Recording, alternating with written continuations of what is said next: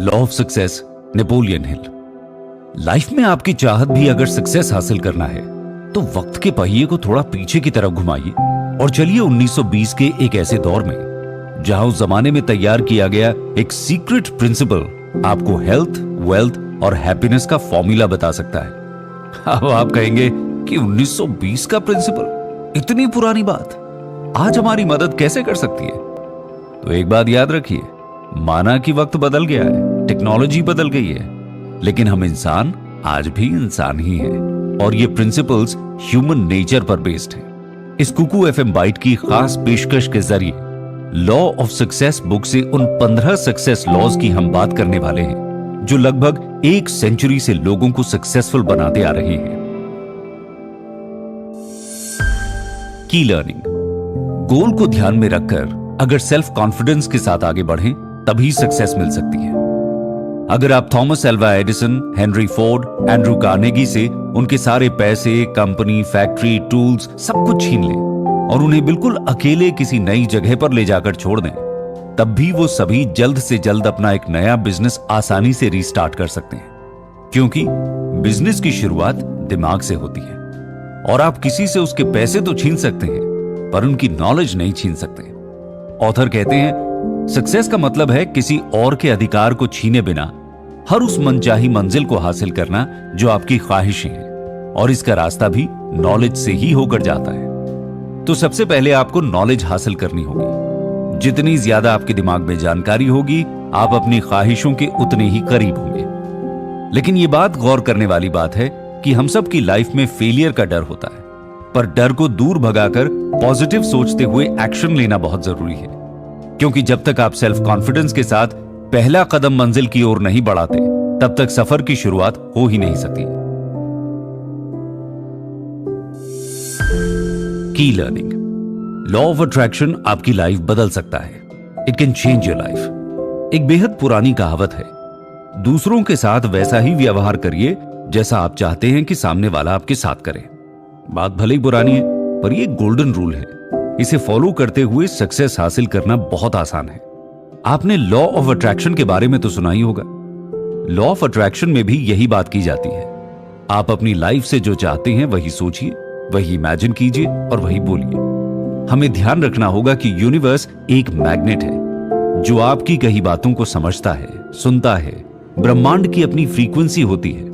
आप जो कहेंगे वही बात ब्रह्मांड के जरिए दोहराई जाती है और आपकी लाइफ में भी वही होता है। लॉ ऑफ अट्रैक्शन को भूलना नहीं चाहिए। ऑथर कहते हैं, लॉ ऑफ अट्रैक्शन को बेकार समझने की भूल करने वाले लोग कभी लाइफ में सक्सेसफुल नहीं हो सकते। लॉ ऑफ अट्रैक्शन अपने आप में एक मास्टरमाइंड है और आप लॉ ऑफ अट्रैक्शन का ये रूल अपने आसपास भी आजमा सकते हैं। अगर आप चाहते हैं कि आपका कलीग आपसे अच्छे से बात करे, तो आप भी उनसे अच्छे से बात कीजिए और इमेजिन कीजिए कि आपकी और उनकी बहुत अच्छी दोस्ती है। आप एक साथ मिलकर बहुत अच्छे ढंग से काम करते हैं। जितना ज्यादा आप अपने बारे में, अपने आसपास के लोगों के बारे में अच्छा सोचते हैं, पॉजिटिव सोचते हैं, अपने अंदर से बेकार की सोच जैसे लालच, घमंड और नफरत को दूर करते हैं, उतना ही ज्यादा आपकी लाइफ आसान बन जाती है। ईमानदार रहिए, अपने इरादों को शुद्ध रखिए और सच्ची राह पर चलकर देखिए। इसके साथ लॉ ऑफ अट्रैक्शन को फॉलो कीजिए। ये एक ऐसा गोल्डन रूल है जिसे हर वो इंसान फॉलो करता है जो आज तरक्की की ऊंचाइयों पर खड़ा हुआ है। आप सक्सेसफुल लोगों की लाइफ स्टोरी उठाकर देख लीजिए। हर किसी की कहानी में लॉ ऑफ अट्रैक्शन की झलक जरूर दिखाई देती है। की लर्निंग, सेविंग की छोटी सी आदत सक्सेस के बंद दरवाजे भी खोल देती है। आप भी सक्सेस का सीक्रेट जानना चाहते हैं? आपको जानकर हैरानी होगी कि आपकी सफलता का राज एक छोटी सी गुल्लक में छुपा है। जी हाँ, आपने बिल्कुल सही सुना। वो छोटी सी गुल्लक जो आपको पैसा सेव करना सिखाती है, वही आपको सक्सेस की ओर ले जाती भी है। पैसा बचाना बहुत जरूरी है, सेविंग एक बहुत अच्छी आदत है, लेकिन अक्सर ये छोटी सी आदत एक बड़ी मुसीबत की तरह नजर आती है, क्योंकि हम अपने खर्चों को सही ढंग से मैनेज नहीं कर पाते। बस सैलरी आई और खर्च करना शुरू, और मंथ एंड में बैंक अकाउंट खाली। सबसे पहले अपनी 50% सैलरी को कपड़ा, खाना, घर और छोटी मोटी डेली जरूरतों में खर्च करें। 10% पैसे को पढ़ाई में खर्च करें वहीं नेपोलियन हिल कहते हैं कि बाकी के 10% पैसे को इंश्योरेंस और किसी इन्वेस्टमेंट प्लान में खर्च करें। इसके बाद जो 20% पैसे बच जाते हैं वो आपकी सेविंग है। चाहे कुछ भी हो जाए, उन पैसों को खर्च मत कीजिए। अब आप कहेंगे, भाई मेरी सैलरी तो सिर्फ 20,000 है, तो हर महीने 2,000 बचत करके होगा क्या? मेरा ड्रीम बिजनेस कम से कम 1 लाख में शुरू होगा, फिर मैं क्या करूं? ऐसे तो कई साल लग जाएंगे। याद रखिए, इन्वेस्टमेंट के जरिए आप पैसे बढ़ा सकते हैं, पर इन्वेस्टमेंट की शुरुआत तो तभी होगी ना जब आपके पास इन्वेस्ट करने के लिए पैसे होंगे, और पैसों को बचत के जरिए ही इकट्ठा किया जा सकता है। एक कहावत तो आपने सुनी होगी, आलस हर मुसीबत की जड़ है।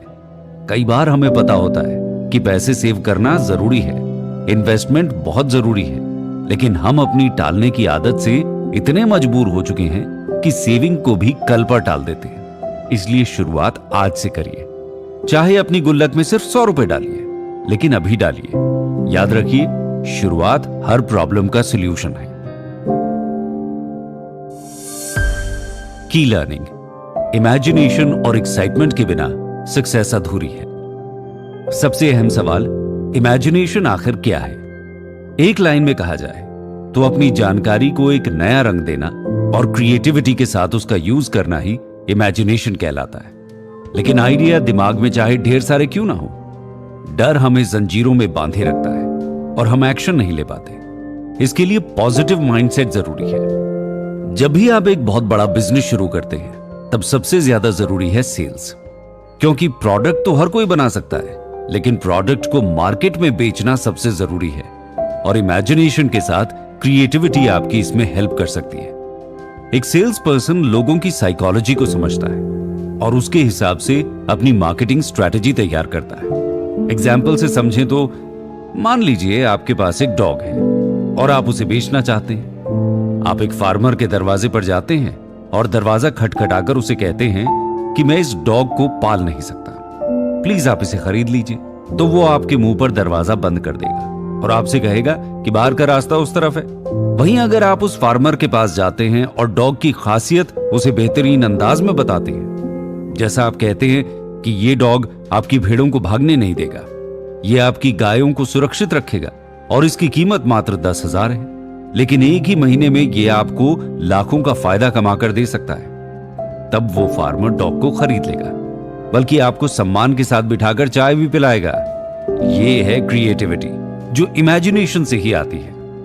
क्योंकि बिना इमेजिनेशन के आप अपनी वो स्क्रिप्ट तैयार कर ही नहीं सकते जिसके सहारे लोगों को इंप्रेस किया जा सकता है। लेकिन इमेजिनेशन और क्रिएटिविटी पूरे पॉजिटिव एटीट्यूड के साथ अप्लाई करना भी जरूरी है। की लर्निंग, सेल्फ कंट्रोल की स्किल आपको सक्सेसफुल बनाएगी। जैसा हमने पहले भी देखा है कि एक्साइटमेंट सक्सेसफुल होने के लिए बहुत जरूरी है। आपका पॉजिटिव एटीट्यूड बहुत जरूरी है, लेकिन कई बार इसी पॉजिटिव एटीट्यूड का मतलब लोग गलत समझ लेते हैं और वो इतने ज्यादा पॉजिटिव हो जाते हैं कि खुद पर से उनका कंट्रोल ही खत्म हो जाता है। और कई बार आपने ये भी देखा होगा कि लोगों को अपनी गलतियां सुनना अच्छा नहीं लगता। क्रिटिसिज्म का डर अक्सर उनके दिमाग में बैठा रहता है। उनका कंपेटिटर उनसे आकर क्या कहेगा, उनका बॉस कहीं उनके काम में कमियां ना निकाल दे। वो अक्सर ऐसा सोचकर परेशान होते रहते हैं। अगर आप खुद पर कंट्रोल करना चाहते हैं, खुद को निखारना चाहते हैं, तो क्रिटिसिज्म को खुलकर एक्सेप्ट करना सीखिए। लोगों से फीडबैक मांगिए, क्योंकि बिना फीडबैक के इस वर्ल्ड में कोई खुद को नहीं सुधार सकता। अगर कोई आपकी गलतियां निकाल रहा है तो उसमें कोई बुराई नहीं है। इस वर्ल्ड में कोई परफेक्ट नहीं हो सकता, और जिन लोगों को लगता है कि वो परफेक्ट है, उन्हें सब कुछ आता है, वो सबसे बड़े बेवकूफ होते हैं। ये दुनिया बहुत बड़ी है और यहाँ ज्ञान का भंडार है। एक इंसान के पास हर तरह की जानकारी नहीं हो सकती। इस ब्रह्मांड के ज्ञान में हमारा पार्ट बिल्कुल ना के बराबर है। इसलिए घमंड करना या अपनी गलतियां एक्सेप्ट ना करना सिर्फ और सिर्फ एक बेवकूफी है। इसलिए लोगों से फीडबैक मांगना, अपनी गलतियों को सुधारना बहुत जरूरी है, क्योंकि जब आपको आपकी गलतियां समझ आती हैं, तभी आप सेल्फ कंट्रोल के रास्ते पर आगे बढ़ने लगते हैं। इसके बिना खुद पर कंट्रोल करना मुश्किल है। की लर्निंग, अपनी पर्सनैलिटी चीयरफुल बनाएं और सोच समझकर हमेशा अपना बेस्ट देने की कोशिश करें। प्लीजिंग पर्सनैलिटी की बात हो रही है, तो कुछ लोग सोचेंगे कि हमेशा उनके चेहरे पर मुस्कुराहट होनी चाहिए, किसी से मिले तो वो तुरंत उनसे हाथ मिलाने लगे, उनको कॉम्प्लीमेंट दे। लेकिन ये इतना आसान भी नहीं है। इसका भी एक खास तरीका होता है। क्या आपने कभी इंश्योरेंस कंपनी में काम करने वाले लोगों की पर्सनैलिटी पर गौर किया है? इंश्योरेंस सेल्स पर्सन ये ट्रिक हमेशा आजमाते हैं और इससे उनका काम आसान हो जाता है। लेकिन इसका मतलब ये नहीं कि जो इस टाइम आपके सामने बैठा हुआ है और आपके इंश्योरेंस पॉलिसी के बारे में समझ रहा है, उसने पहले भी हजारों पॉलिसी बेची हो, वो हमेशा सक्सेसफुल ही हुआ हो। नहीं, ऐसा जरूरी नहीं है, चाहे वो 1000 बार फेल क्यों ना हो। इंश्योरेंस कंपनी में काम करने वाले टीम मेंबर को इस बात की सीख दी जाती है कि अपने कस्टमर के साथ बात करते वक्त उनकी पर्सनैलिटी प्लीजिंग होनी चाहिए। सर से लेकर पांव तक उनमें उमंग और उत्साह भरा होना चाहिए। जरा सोचकर देखिए, आप एक दुकान में जाते हैं, दुकान बहुत बड़ी है, लेकिन शॉपकीपर खड़ूस है, उसके चेहरे पर कभी स्माइल नजर नहीं आती। तो एक बार तो आपने शॉपिंग पूरी कर ली, लेकिन क्या दोबारा आप वहां जाना पसंद करेंगे? बिल्कुल नहीं। वहीं एक छोटी सी शॉप है जिसका शॉपकीपर बहुत हंसमुख है, वो कस्टमर्स को अच्छी तरह से अटेंड करता है, उनकी हर जरूरत पूरी करने की कोशिश करता है और हमेशा अपने चेहरे पर एक मुस्कुराहट रखता है। तो ये तय है कि कस्टमर्स लौटकर वापस उसी छोटी सी दुकान पर जाएंगे। लेकिन जब आप अपनी पर्सनैलिटी को प्लीजिंग बनाने की कोशिश करें, तो ऐसा नहीं कि झूठ का सहारा ले या हाफ नॉलेज के साथ अपना प्रेजेंटेशन दे। आपकी जानकारी ऑथेंटिक होनी चाहिए, तभी इंफॉर्मेशन के साथ इंप्रेशन भी पॉजिटिव पड़ता है। की लर्निंग, कंसंट्रेशन से आप अपनी स्किल्स को मास्टर कर सकते हैं। हमने पहले भी देखा है कि गोल सेट करना जरूरी है, लेकिन इससे भी ज्यादा जरूरी है गोल की तरफ ध्यान लगाना। कई बार हम कंसंट्रेशन को फोकस समझने की गलती कर बैठते हैं। कंसंट्रेशन और फोकस दोनों में अंतर है।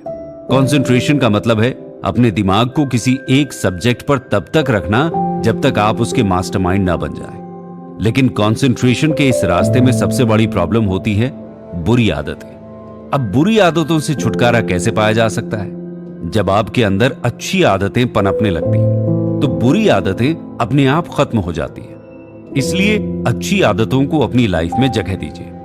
कंसंट्रेशन पावर का सीधा रिलेशन हमारे सबकॉन्शियस माइंड से होता है। किसी काम को करते वक्त आपका सबकॉन्शियस माइंड जितना ज्यादा एक्टिव होता है, आपकी कंसंट्रेशन पावर उतनी ही ज्यादा बढ़ जाती है और उसका रिजल्ट भी उतना ही पॉजिटिव मिलता है। अब मान लीजिए आपकी लाइफ का गोल है कि आपको एक बेहतरीन पब्लिक स्पीकर बनना है, तो सबसे पहले आपके दिमाग में यह इमेज क्लियर होनी चाहिए कि पब्लिक स्पीकर क्या होता है, वो कैसे काम करता है और आप पब्लिक स्पीकर बन सकते हैं या नहीं।